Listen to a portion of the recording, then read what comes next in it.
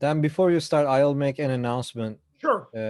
Yeah, if you want to make any appointment with me, like for an office hour, because you want to go over midterm and how, to improve your score or anything, just send me an email. We can schedule some time. You know, I'm not sure about tomorrow, but definitely for next week or sometime.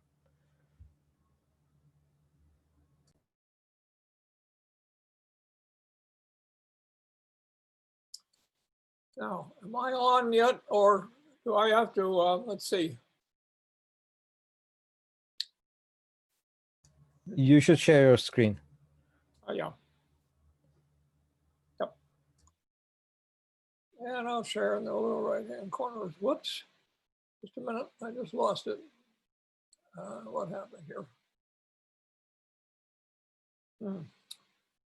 Somehow, I tried sharing both of them. That's what happened. Let's see here. Let's try a new share. There we go. Let's try this one. Yep. All right. Can you see me? No. Yeah, we can see you. Yeah, we have your presentation now. You got it there? First slide? Okay. Two things here. One is the video that you have seen before, which was actually produced by the BBC, the British Broadcasting Company, back in the 60s, sorry, back in the 80s. And at that time, basically, when they wanted to do a conservation film, what their mindset was nice pictures of nice animals and sort of heroic North European white people leading the charge on the white horse out in front of the soldiers, so to speak. And the whole emphasis was on, we have to save these nice animals because they're pretty, because they're fascinating, because they're charismatic. That element is, of course, still very present in conservation. But simultaneously, that pretty aspect, the rainforest is beautiful. The birds are beautiful. The butterflies are beautiful, was a major pitch by the conservation organizations to get donations to so-called protect these pretty things, like almost like you're raising money for an art institute or for an art museum. And the real reason was that had become an industry that was paying the salaries of lots of consultants, lots of office bureaucrats, nice buildings in major towns, London, Washington, D.C., San Francisco, Los Angeles, other places. It was a real industry. And the purchase by the industry was supposed to be, we're purchasing salvation for these nice things. And of course, the industry lived off the overhead, both indirect overhead, meaning that you get a grant for $100,000 and $10,000 of it is overhead, or $20,000 is overhead, which you can spend any way you want to on offices or air conditioning or secretaries or cars or airplane trips or hotels, or it doesn't matter what. And the pitch, the basic pitch to the public everywhere was, we have to save it now because it's nice. Because once it's gone, it's gone. So you either rescue it or it's dead, it's gone. Which all seemed very logical if you didn't think much about it. Well, we're sitting there in the field in the tropics, as are other tropical biologists sitting there in the field. noticing that over and over again, when tropical forest is destroyed by a landslide, by road building, by city expansion, by earthquakes, by hurricanes, I don't care what it is, when the actual, or fire, when the actual damage stops at the moment, nature moves back in. So restoration is a very obvious thing on the tropical countryside. Somebody moves in as a colonist, cuts down 10 hectares of forest to grow corn or rice, and then for whatever reason moves away. And that rice field 10 years later is a bunch of young trees. So what we saw was restoration going on all around us. But I didn't realize that the industry was making its living basically arguing that you have to protect it or else it's gone.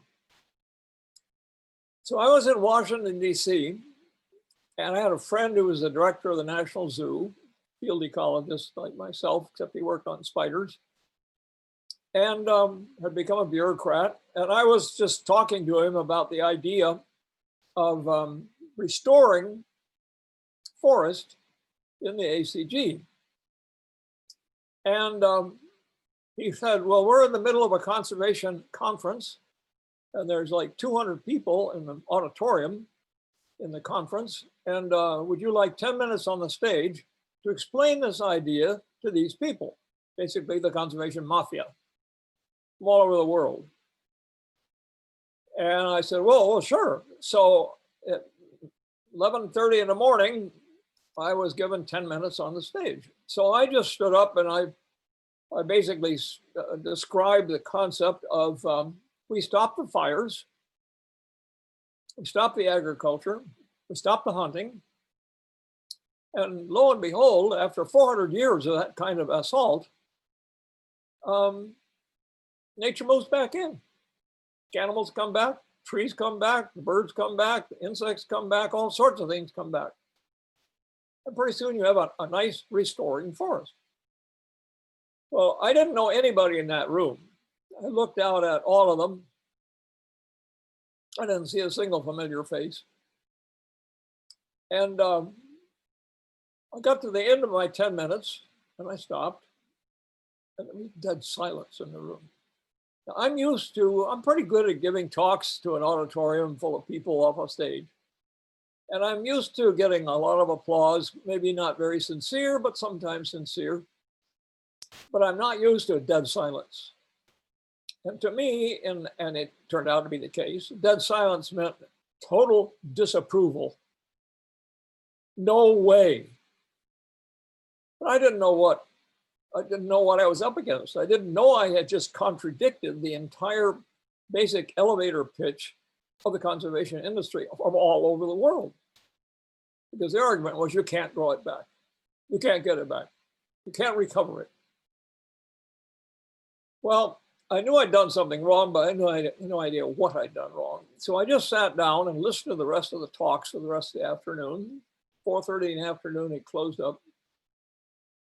I got up to go, and this lady walked up to me and said, who's going to be your NGO, your non-government agency? And what she meant was, I didn't understand. What she meant was your piece of the conservation industry that is going to receive the funds that you're going to raise. Because in her mind, it was obvious I was going to have to raise money to do this. I said, I'm sorry, but I don't even know what an NGO is.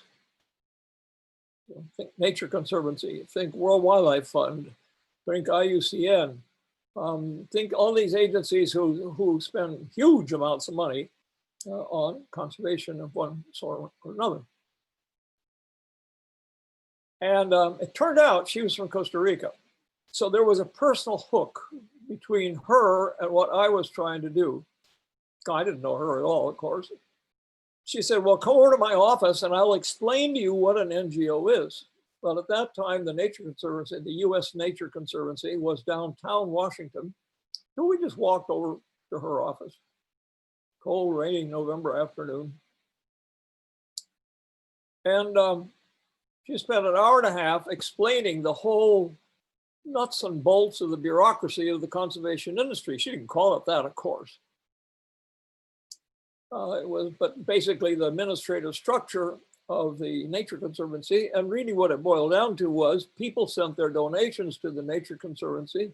The Nature Conservancy took their cut, which would be 20 to 25% out of those donations, and then funneled the remaining money out to some project somewhere, which was also supporting consultants and employees at US salaries and US levels of support in the field with vehicles and fancy meals and good hotels and all that kind of stuff.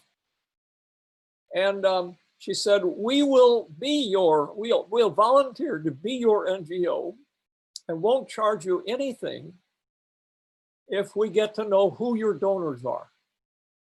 Well, I was so naive as a professor at that time, I didn't even understand the word donor really. But I said, sure. So the Nature Conservancy became my donor, the donor for the ACG, through which we raised easily $50 million over about 20 years. And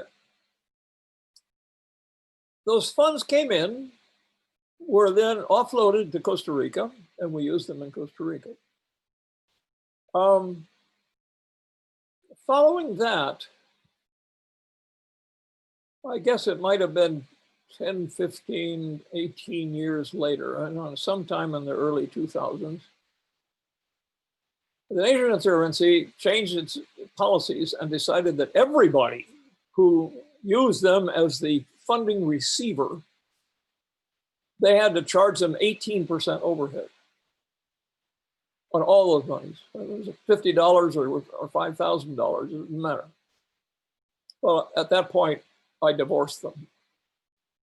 And I said, no, I mean, if you give me money to buy land or to protect this or that, it goes to protect this or that and to buy the land. That's all that simple. So we had a falling out, and that's where it split away.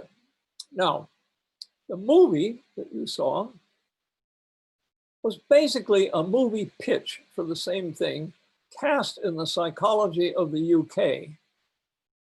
The UK raises lots of small money to protect lots of small things, frogs, mice, birds, plants, whatever it happens to be. That's their sort of social reaction to the world, and still true today. If you need to raise $5,000 to protect some flower that grows on some hilltop in the UK, it's pretty straightforward to do so, and people will respond. They will still do it here as well. But here there are much bigger pools of funding that can be enlisted to do this kind of stuff if you get the right attention from the right people. All right, now that movie was basically all the decorations that you use around that elevator pitch. Today, the elevator pitch has to be totally different. Part of the reason why it's to be different is because today, with your conservation dollars, you're not buying a hectare of land anymore. That's been bought. That's done.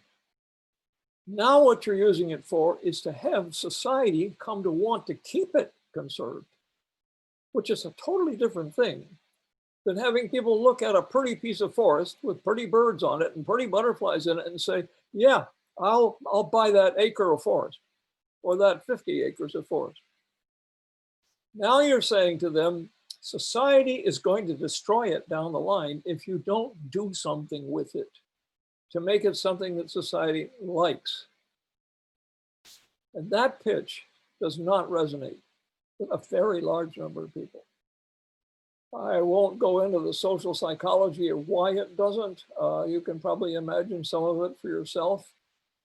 But I decided that for the rest of today, what I would do is in the syllabus, it lists 4 items to talk about today, in contrast to the movie. But I realized that really it's moved away from you give the project $100,000. We go out and buy $100,000 worth of forest. and it's protected. Boom. Except it's not. What you did was pay the startup cost of getting that piece of forest.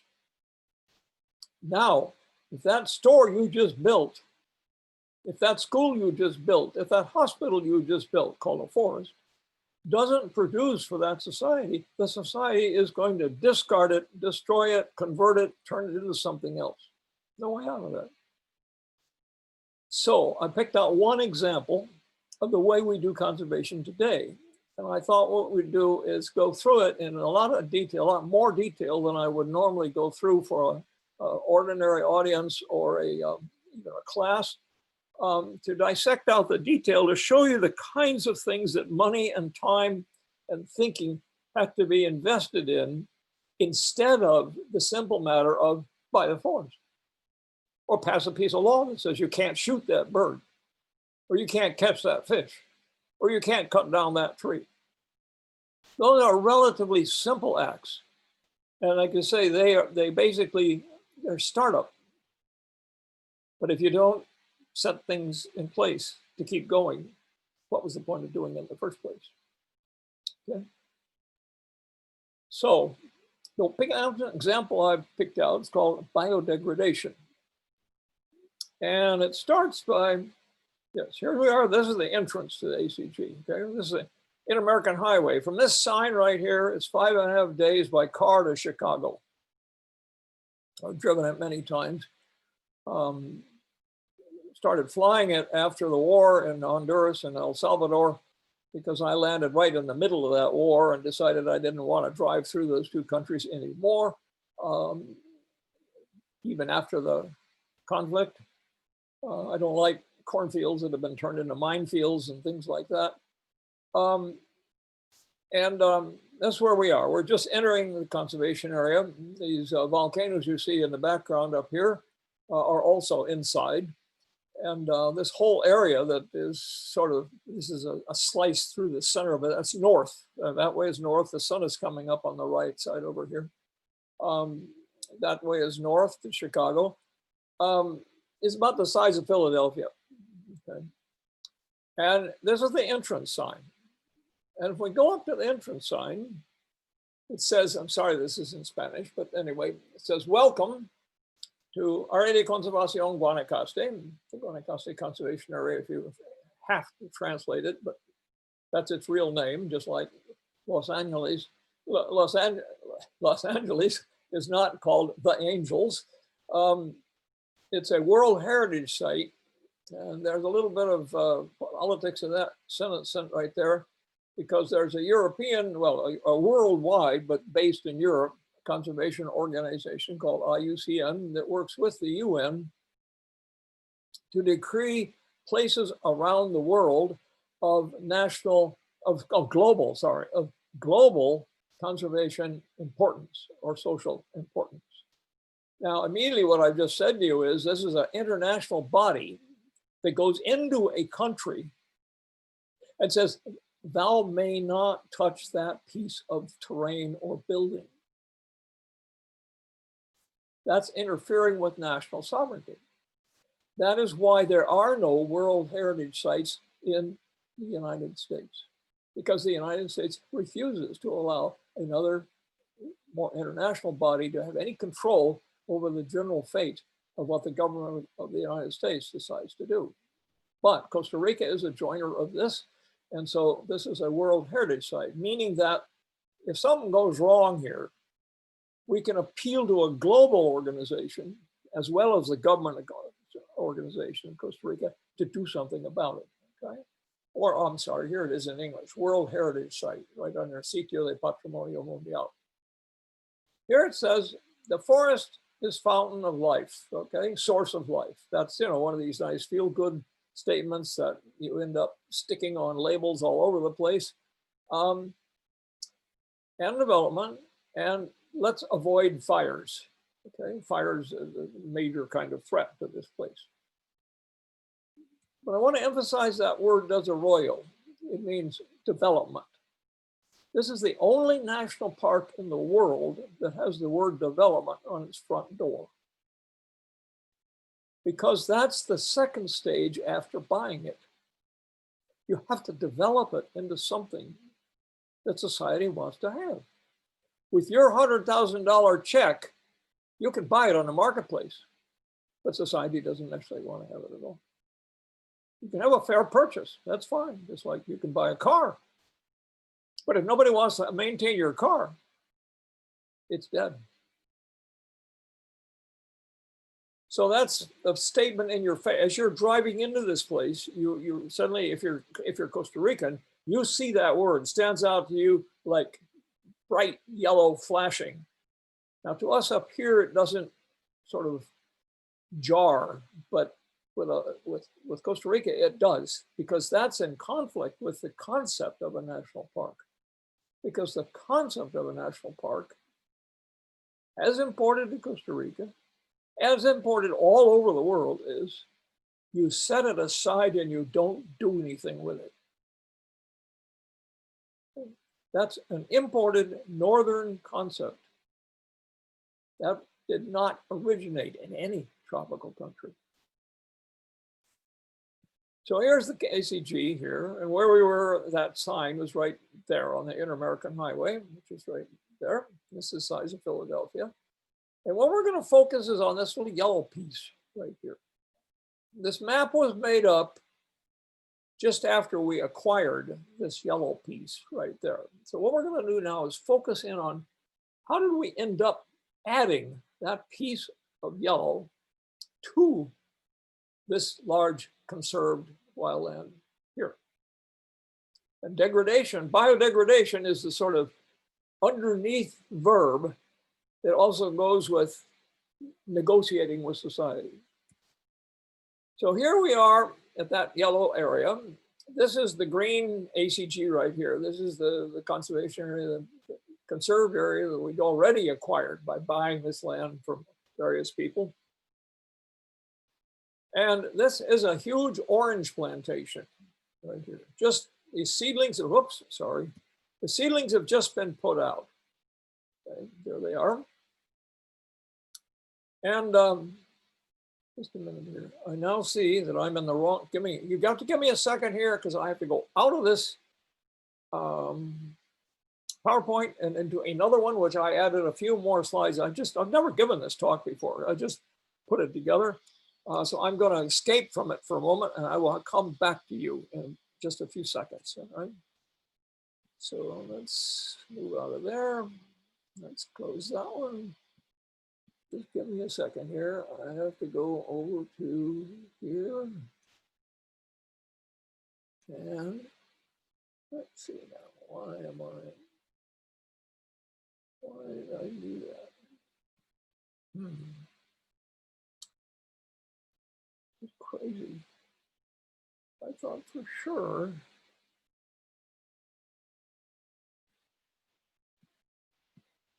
Nope, I got the wrong one. All right, you just have to give me a second here. Is this going over here?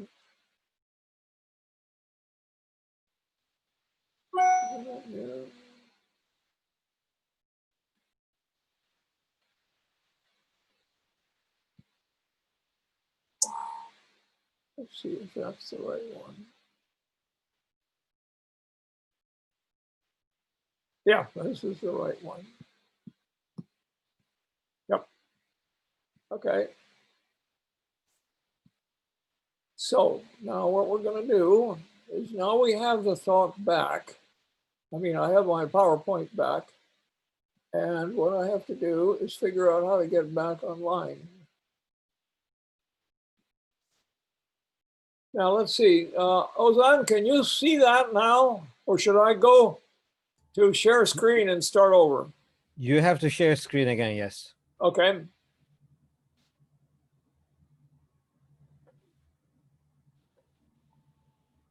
Yeah, here we go. Okay. And what we have to do is, here we go.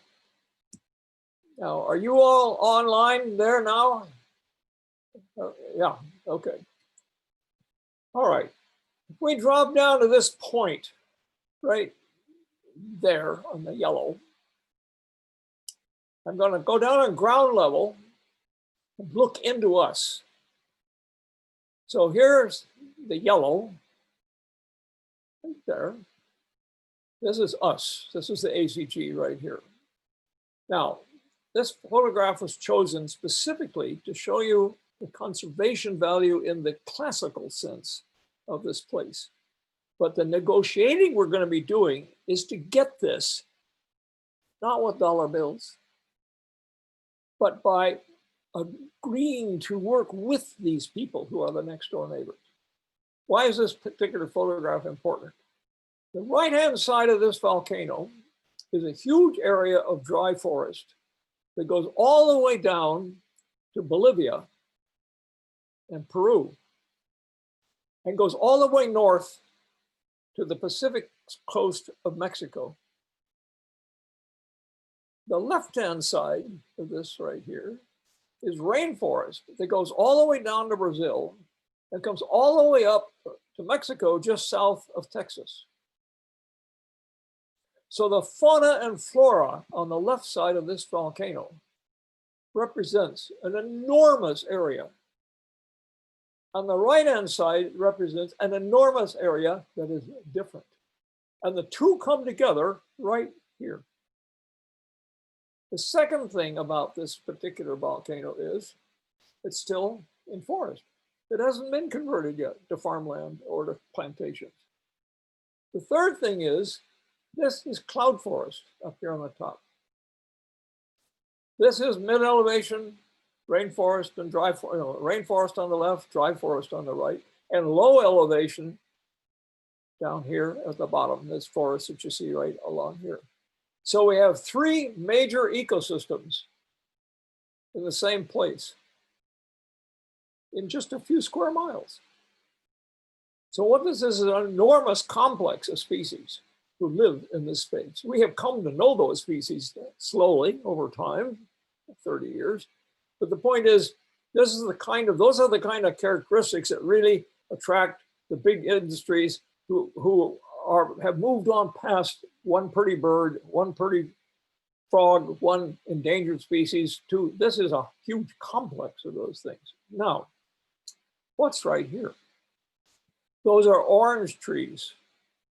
This is an orange plantation abutted right up against this.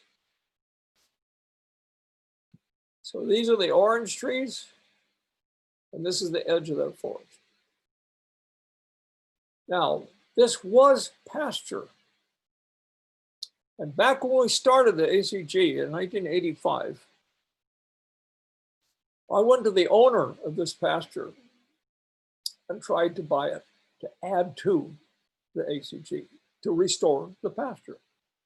I was thrown out of the front yard and told never to come back again.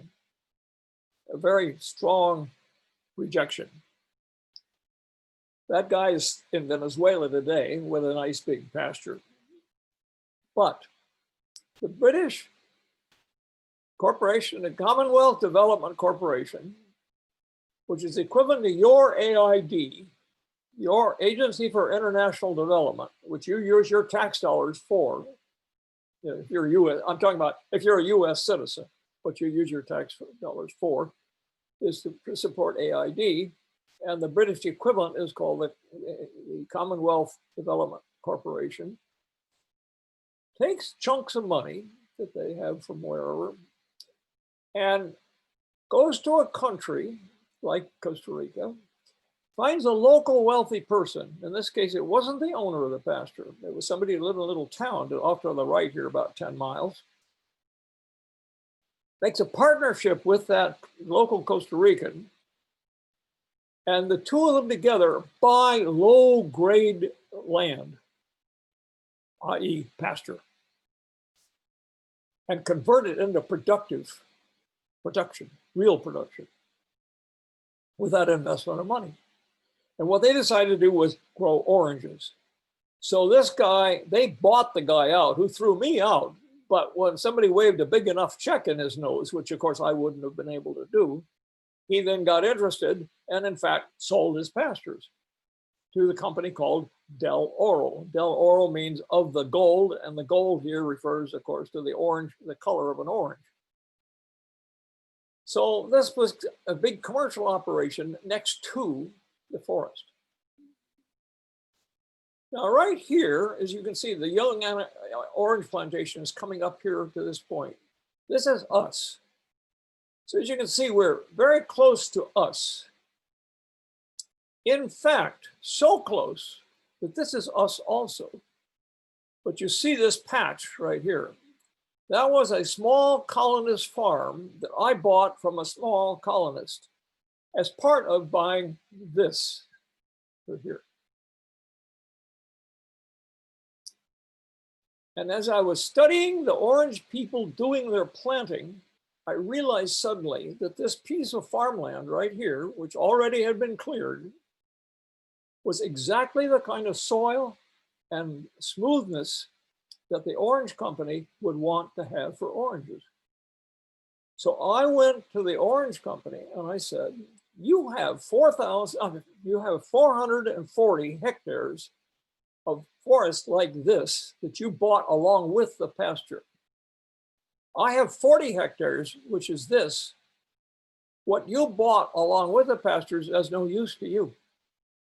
You can't do anything with it. It's full of rocks, it's full of ravines, it's on slopes, it's all this kind of stuff, not good for commercial orange production. But this beautiful flat little piece here is. So I'll trade you these 40 hectares for your 440 hectares over here to the right. Every Costa Rican in the country told me that, damn, that's a total waste of time. No way would anybody ever do that. It took me 1 hour in the guy's office because he was a commercial businessman. He was not emotionally attached to the land at all. His parents weren't from there.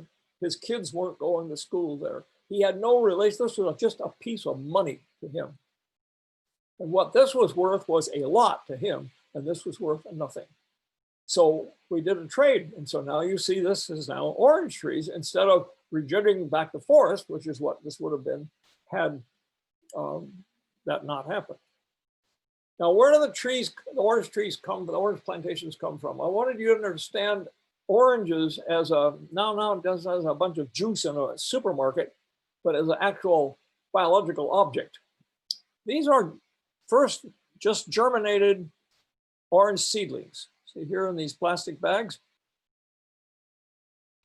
You grow them up to a certain height, which is about 12 inches, about the height of this bag right here. And you cut off the stem, slice it right across, and splice onto it another piece of a different variety of oranges to grow these. Whoops, back up here. You see, these are quite taller, and these are effectively little saplings. So you grow them up until they're about this height right here. And you come in and you cut those off the top. And you splice a third one onto the top. And what you've done is produced roots, which come from here, which are the variety which does the best in that kind of seasons and soil. You made a stem which makes the best kind of resistance to drought and hurricanes and storms. And you put on the top of it a variety which produces the kind of oranges that you particularly wanted. So the orange trees, which you see right here in the background, these guys right here, those are actually 3 different varieties spliced together as it's like making a machine. You make different pieces of the machine and they produce a product. Okay. So here they are, the product. I mean, those 3 pieces put down as a plantation just starting out. So I'm sitting here looking at this, thinking all about it on the general principle that if this guy's going to be my neighbor, I have to understand him.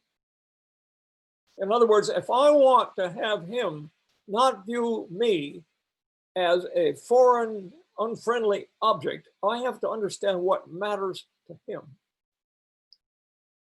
This is his orange processing plant right here. And you can see where it is. It's right next to us. Okay. And these are part of the pastures that he bought to put his oranges on. And then the forest that I'm getting is this kind of stuff that you see down in here. Well, after 4 years, his trees are producing oranges in enormous bulk. Now, you may think of oranges as 6 oranges in a bag at a grocery store. These guys think in terms of trailer truckloads. And we don't talk about orange crop, you're talking about 1,000 trailer truckloads of oranges. Because if you had orange juice in the eastern side of the United States for breakfast today, at least 50% of the time it came from this plantation. We're talking global here. And the other piece that didn't go to you went to Europe. So we're talking mega bucks and we're talking mega product. So they come in this way in truckloads and truckloads. They're all picked by migrant labor from Nicaragua, which comes in the law of Costa Rica is very convenient. You can come in from Nicaragua for 3 months without any kind of special permits. And 3 months is about the time that the orange picking is required. So waves of Nicaraguans come down to Costa Rica, spend a lot of time picking oranges, and then go back to Nicaragua. Where have you heard that before? Then they go into machines like this. The machine takes the oranges and hits them very hard from the top down, splits it open, and out comes the juice. Poof, right down through it. It's a very explosive reaction. And the peel is split off and diced up by the same machine.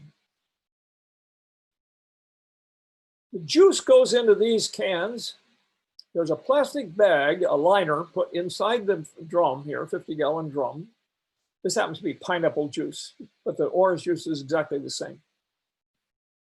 That is pasteurized, sealed, so no refrigeration is required. So you take that and you put it on a boat to Europe. It can take a month and a half to get to Europe. It can take a month and a half to get to New Jersey, unrefrigerated.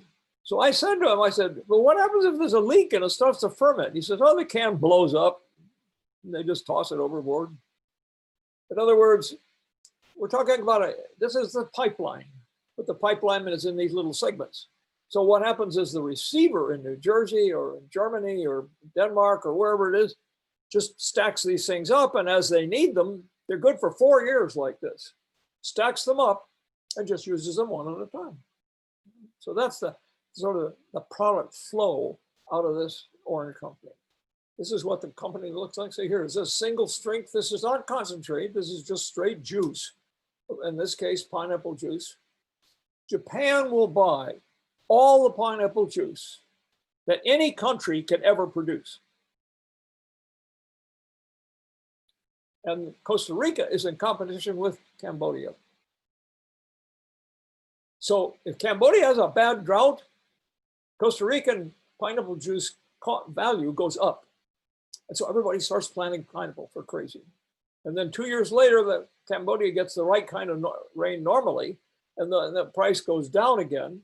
And the threat of cutting down forest and grow pineapples dissipates. So you have this up and down produced by a global phenomenon, not some little guy with a chainsaw who lives next door. Out of the rind, the peel of the orange, this part here, the limonene, a defensive compound, is what makes your lips burn if you bite into an orange, is extracted. That is worth more per orange than the juice is. So we put that in context, but that's a very important context. I was sitting there staring at this and thinking about all these little details, and it suddenly hit me. Whoa, that means the orange peels are no longer toxic after they've been processed. You can buy this stuff in the store here. There is biodegradable hand cleaner if you work on a gas station or something like that. So I was starting to think, this is way back in the 90s now, I bet that we got 235,000 species of wild things in that forest. That was our estimate then. It's like 500,000 now, but don't worry about that. Somebody is going to like to eat orange peels. So I sat there in his office, the CEO of the company, and I said,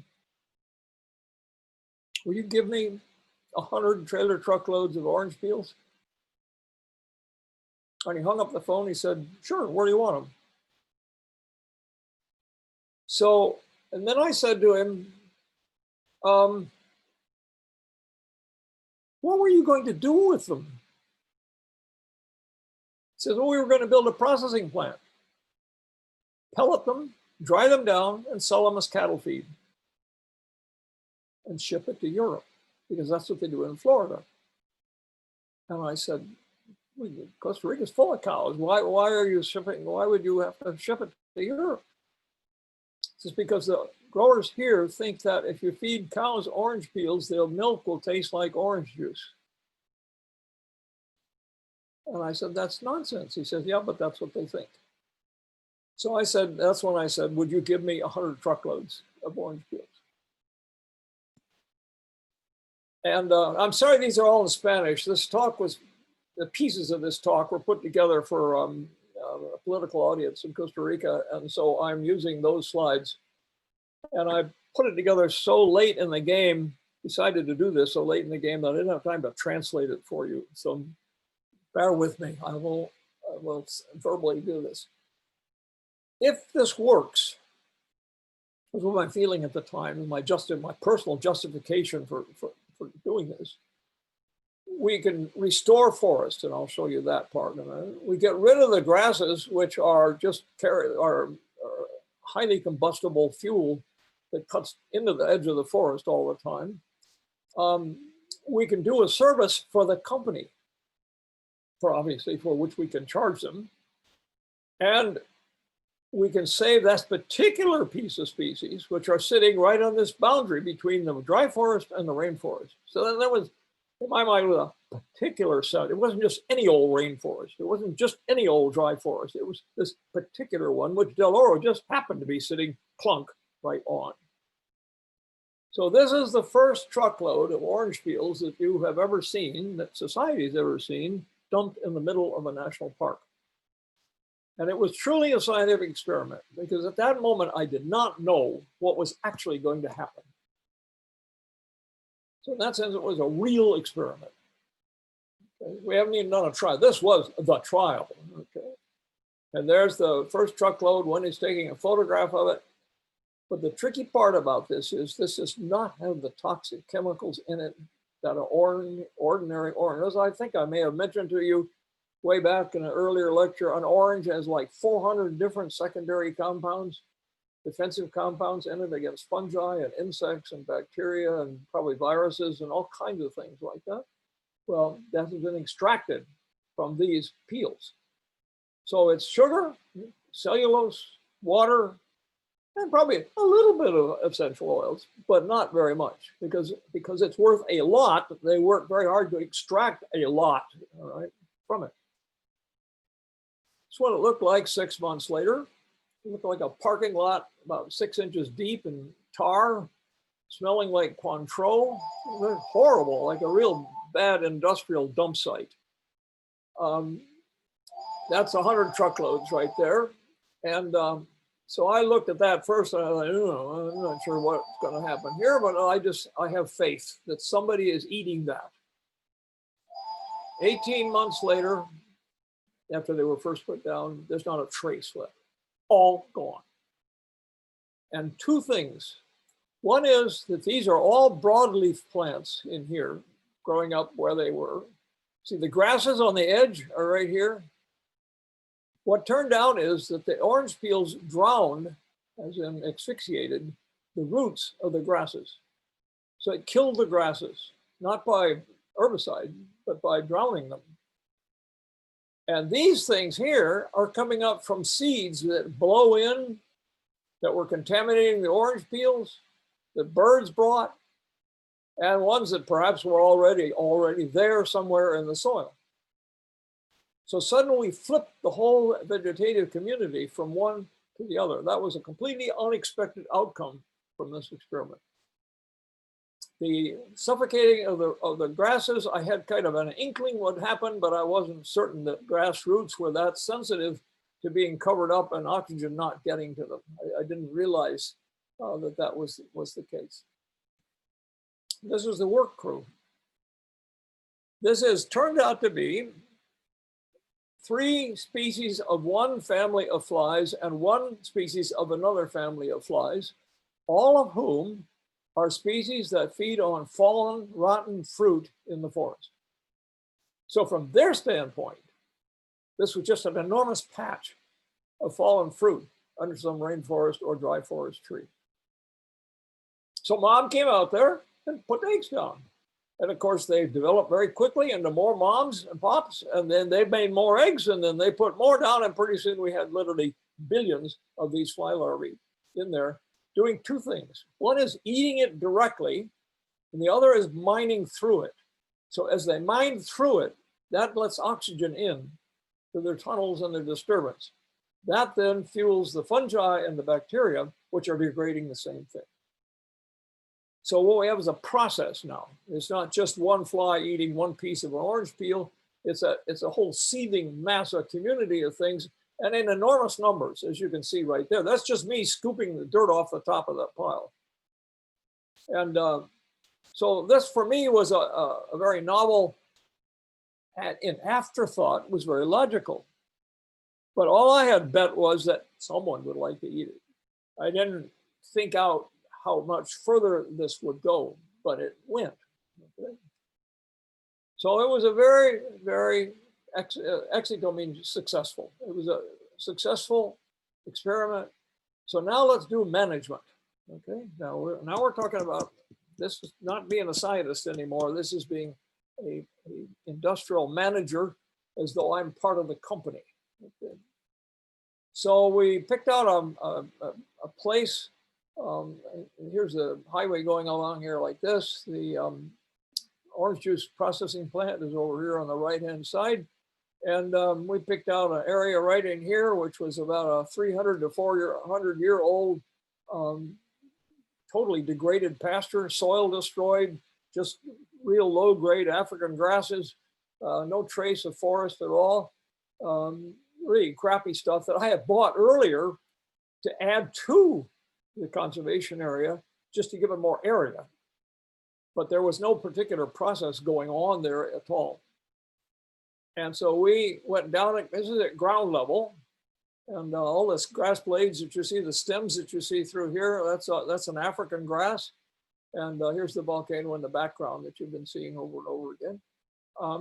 And we picked out this place. We went down and had to bring government people in to walk through it and walk through it and approve it before we did this experiment. Because remember now, yes, I bought the land, but I gave it to the government.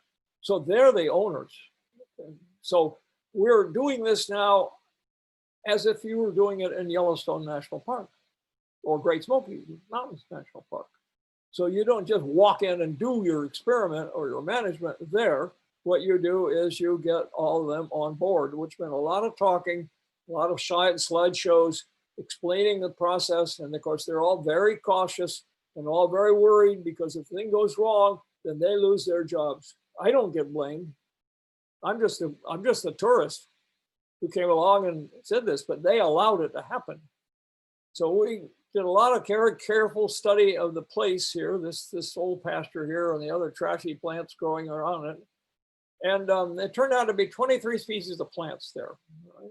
Soils are destroyed. No active regeneration seeming to occur. So it was decided, well, that's okay. Okay. That by the park people, by the government employees, government official guys with gold badges and guns, that was okay. So there's 1,000 truckloads of orange peels spread out in the same area. And this is putting them down in the first place. Then the orange juice company came and leveled this with a bulldozer to about knee deep. So it became a big, enormous flat ocean of orange peels. Now the politics of this became yet more complicated. This is inviting the US EPA, you know, the Environmental Protection Agency of the United States, the thing that our buddy who just lost the election was not too happy about,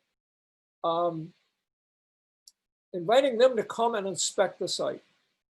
Because this had become now, you know how gossip moves, and it became that here they're destroying a national park in Costa Rica. That's the sort of rumor that starts sliding out.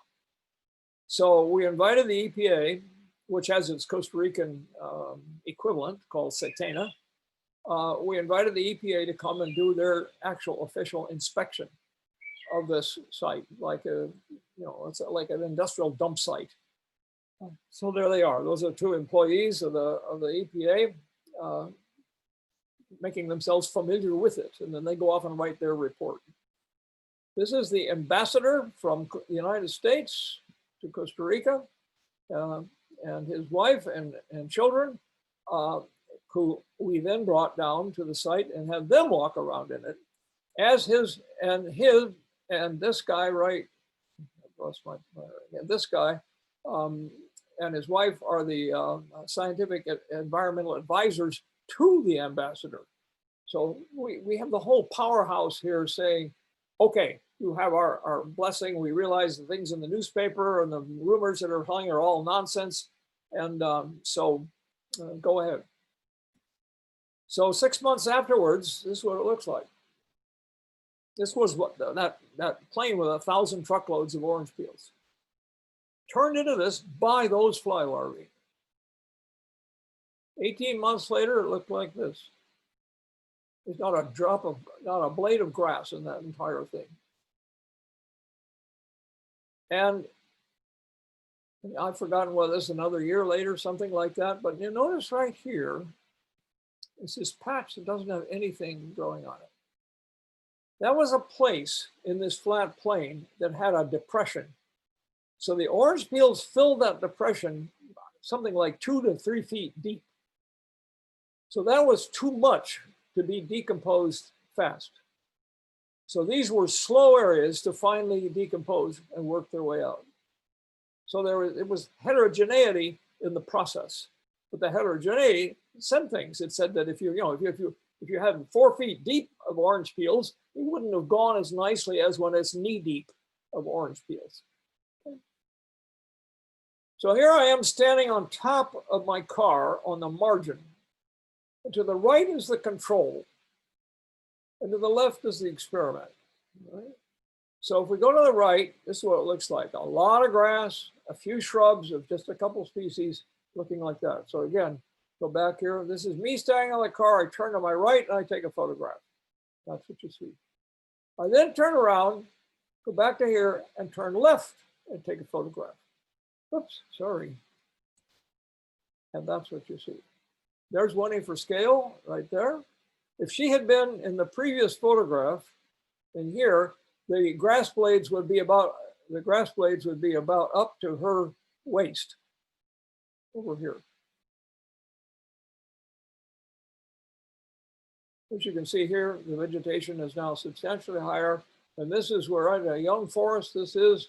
And so this is shrubs, vines, and young trees, all mixed in together, all come in by nature. None of this was planted by any of us. This is about 53, whatever that is, about 4 or 5 years later. And he's a normal height person. And you can see the height of the vegetation here. Now these look like actual trees. They're really a fast growing second growth things that will die in another 5 to 10 years. But the slower growing, bigger things are still down here at sort of that level. But the point is, it's working. Now there's 123 species there. So how are they going to pay us for this service? Well, here's us up here. Here's their forest down here. So it's pretty straightforward. You've got 1,600 hectares of very nice forest here, which comes all the way down to the road. You give us that, and we'll do 1,000 truckloads a year for 10 years. Straightforward. No money has to change hands. You see, if no money changes hands, then the threats of corruption and the other kinds of things that go along with money just don't enter into the picture. It's a trade. So here's what actually happened. The green you see here is what we were to get in return for the orange peel degradation. These are the orange plantations. So now suddenly we've broken another rule. The rule in conservation has always been that you don't want peninsulas like this. You want solid pieces. And the park has to expand solidly out, because these little pieces are very fragile. They are. They're like islands. But what else option is there? These are the orange plantations. These are the beautiful forests. This is us here, right? It's the ACG here. So the deal was, all right, we get these.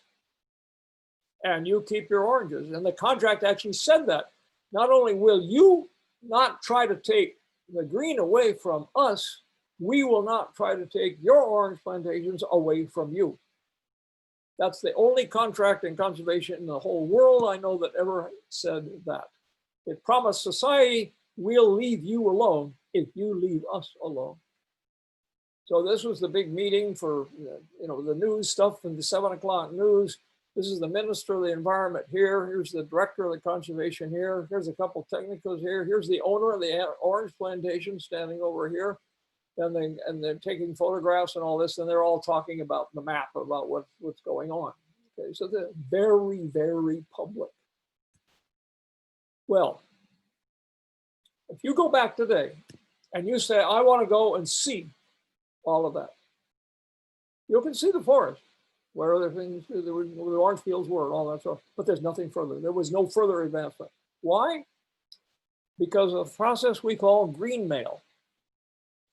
A green mail lawyer sent a letter, which I saw, but I do not have a copy, by fax, to the company, not this company, but the competing company.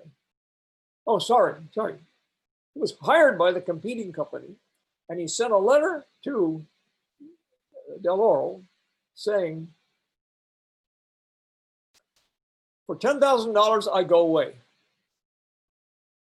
Del Oro, having a British stiff backbone viewpoint about business and society and all this kind of stuff, said, no, you can't threaten us. So the lawyer then goes to court and sues our orange peel company and the ACG for, as their words were, sullying, damaging a national park.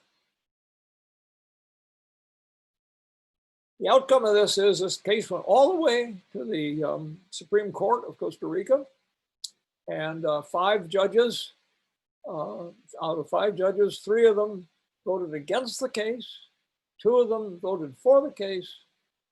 None of them had ever even seen the place. Now, it just happens that the vice president of Costa Rica's family owns the competing orange juice company. I don't need to say anything more about that. Now, the outcome of this was that Del Oro, the orange juice company, said, well, okay. So what do? They go out of the area, go across the highway to the other side, buy a chunk of land, put the orange peels down on the chunk of land, and get an air-conditioned tractor like this with a big stirring thing, and it goes back and forth through these piles. And then they add rice hulls. You see the yellow over here, the rice, that's the rice hulls added to the orange peels here to so-called compost it. So they're doing the work of the fly larvae with this. So this is a mechanical fly larva. So they got the same effect in this process, but this has a paved road through it. This has electric lines. This has a guard. This has lights at night. It has all the appearance of an industrial formal site. Annual budget, $600,000 a year. That's the annual budget for this biodegradation site. The annual budget for the other site was $3,000 a year. So these are our friends. And I say, this cost us cost them, actually, they paid this $3,000 as well. But that was their bill for all the work they did to set this up with us. We didn't pay a penny. I was not allowed to testify in the court case because I'm a foreigner. The park staff were not allowed to testify because they're government employees. So the only people that could talk were the lawyers and the owners of the company. None of them really understood it. So the outcome of this was, I'm noticing I have 10 minutes here. The outcome of this was that the Supreme Court both blocked the contract that we had and delivered the edict, the formal legal edict to the park, to us, that we had to remove the orange peels. Well, there weren't any orange peels to remove. So we were sued for not having complied with the Supreme Court order because we didn't remove the orange peels. So that suit went to the local justice, not the Supreme Court, the local one in Liberia, the town next door. They came out and walked in it. They allowed me to go and testify. And these slides are part of my court presentation of what this was all about scientifically. Now, right in the middle of this, well, not right in the middle of this, as we went right along here. Well, there's two different right in the middles here. One is pretty much in the last 2 years.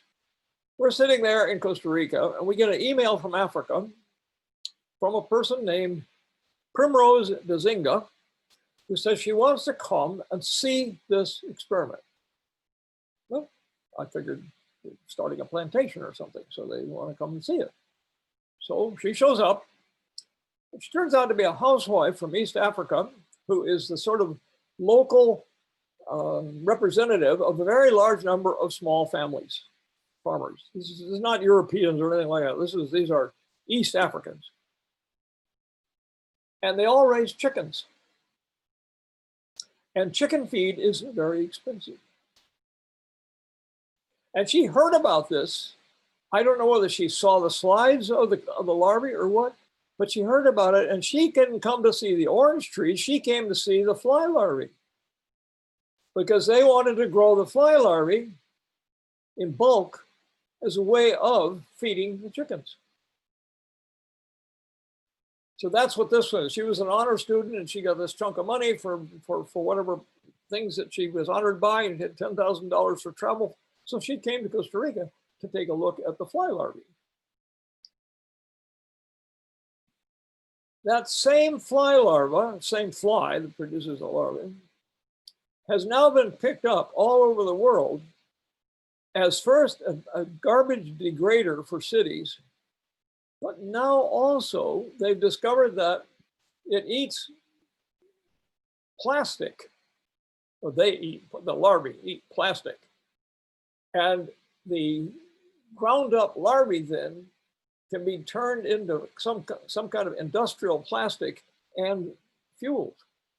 And I don't fully understand the process. I haven't taken the time to actually dig and get the details of that process, but this is the news item piece right here. And this was some kind of, human symbol with a cape, a red cape on the back and so on for the fly larva. But that's one of the things that happened. Now, at the same time, all this was going on. This is the rainfall over a long period of time. And the experiment was started right there, which is 1998. This right here is a hurricane next year. So now we have all the orange peels out there and a hurricane hits. We had anticipated something like this could happen. Here's what a hurricane looks like. This is just a couple kilometers from the orange field. That's the Normal River during a hurricane. That's what it looks like. Same photograph. When they put in the orange peels, we had the bulldozers make a dike along this edge. It's this raised piece. So all the orange peels went over here to block any flooding that might occur with heavy rain from going into the small creek, which is over here on the left, which looks like this. Here's the creek. Well, that rain obviously not only flooded the orange peels, but it went way over the dike that was put around on that side. So it turned this into a quite major creek flowing into Lake Nicaragua in Nicaragua. And along the side of the creek, there is one farm. So the green male guy goes to the one farmer and says, "Did this destroy your property?" And of course, the farmer smells money and he says, "Yes." So the green male guy pays him to become a witness in the second court case for them not having removed the orange peels. So his argument became not only did they damage the neighbors, but they destroyed the soil in this place too. Well, perfectly obvious they didn't destroy it. The orange peel decomposition just made excellent soil. It's like putting fertilizer. So they went and got a bunch of farmers from a way distant town and brought them to the site in order to show that it was crummy soil. The farmers walked out into the site, looked at it, and stood there in front of the judges and said, "Oh my God, this would be fantastic for a bean field or cornfield." That destroyed about half of the green male guy's case. The other half came from a logic by the judges in the local town who allowed the park staff, allowed me to describe this as an actual event and the things I'm telling you. I have put in the folder, along with the PowerPoint, which I'm going to flip as soon as we get done with this and put the correct one in, that the PowerPoint is nicely described by a science reporter, and it's a 5-page thing, so that's one of the pieces of literature for you to read. So that's in there. And then there's also this thing, which is a much more academic ivory tower description of the event. And this was done by a graduate student at Princeton.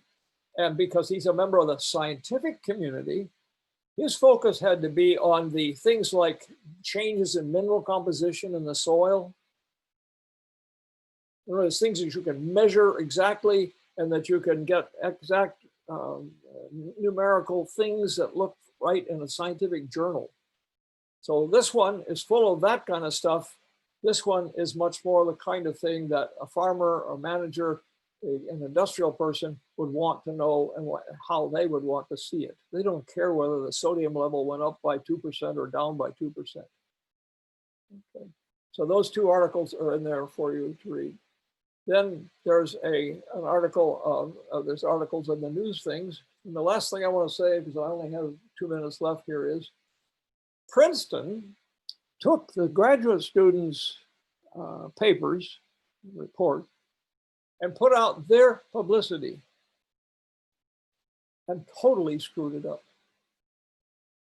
This is the photograph from the Princeton publication. As it says here, source, Princeton University. It says before, which shows the orange peels after they're degraded, during the fresh ones put down, and after was the site before they put any orange peels down. In other words, the science reporters knew nothing except look for pretty pictures. So they put the pretty pictures in there and just garbaged them as to what they actually meant.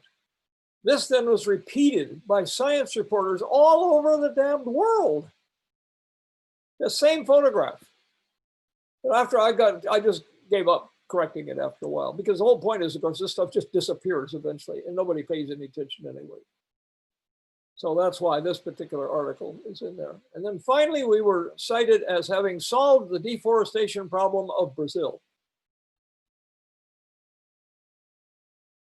I think I can leave it at that point. So we'll stop there. Yeah. No, never mind. We'll go. I don't have time to finish it off, but there's some more complications that have come out of it, but that's the more detailed way. And that is how we do conservation today, is by dealing with that kind of stuff. Okay, so we'll stop with her today. And I'm now going to go back to Ozan, and I'm going to get the right PowerPoint into that folder. So the right one is on the Canvas site. All right, so I'll stop.